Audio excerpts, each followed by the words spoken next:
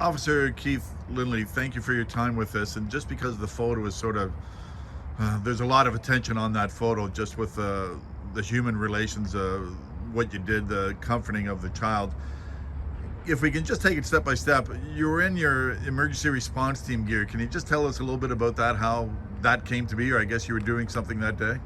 Earlier on that day, yes, I was working with the emergency response team conducting a search earlier that day. And shortly after that time, I was called to multiple accidents that were taking place on the 401 and assisting the frontline officers. You heard this call, and I take it said that there was numerous children involved. That I'm sure would ramp it up just that much more. Yes, it would. And of course, every officer is going to respond as quickly as they can when that comes over the radio. And I've been to countless ones before, so my attendance was needed there to help out with clearing of the 401 and responding to these types of accidents. What was it like on scene?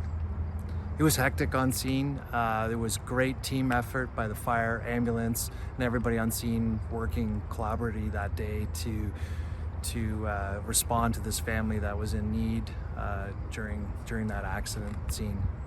Tell me a little about the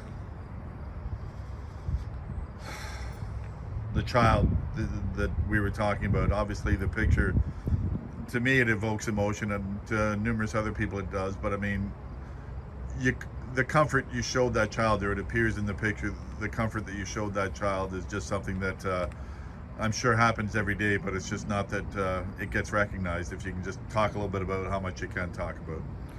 Yeah, there were 3 children on scene there, and helping them with their grandmother that was going through this accident scene. Numerous workers, and the little boy that I dealt with didn't have their parents on scene and wanted to call and talk to their parents through a cell phone. So me and the paramedics helped aid him in calling his parents and comforting him there. Once his grandmother was boarded onto an ambulance first, he was left behind. So being there to kind of comfort him in those moments before he was taken away, because being at the age that he was, it's a lot going on.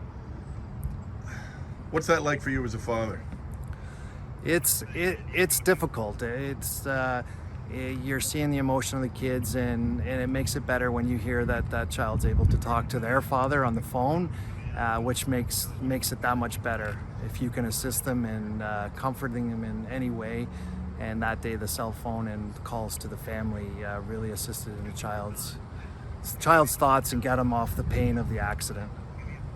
I talked to the mother, and the only one that suffered a serious injury was the girl youth who suffered a broken leg. So thankfully, no major injuries really to anyone. But when you see images like you were doing, and you were on the ground with the child, I believe, for 10 minutes, just because there were so many ambulances that were needed, and you were just waiting for another one to come. But I mean, you got to know the little boy. Yes, I did. I got to know him, and he talked about his family, talked about his cousins there, and helping him ease his worries as they left before him in priority of ambulances as they go.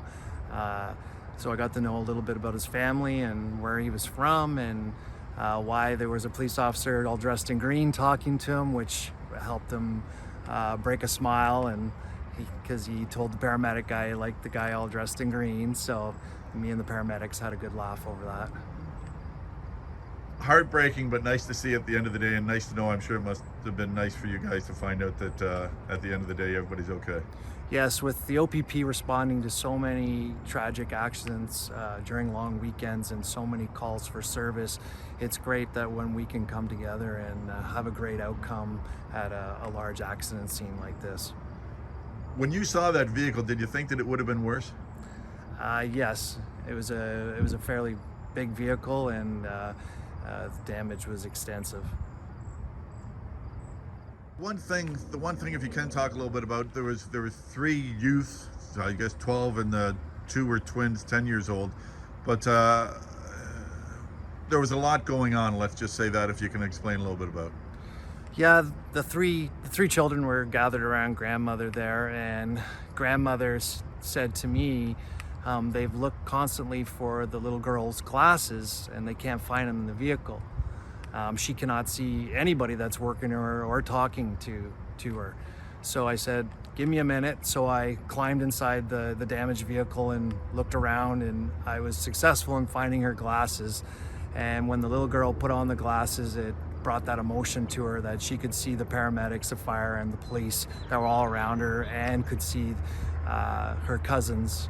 So that brought great joy to her, and just me finding her glasses. It's the little things that help at an accident scene that you can do to comfort them.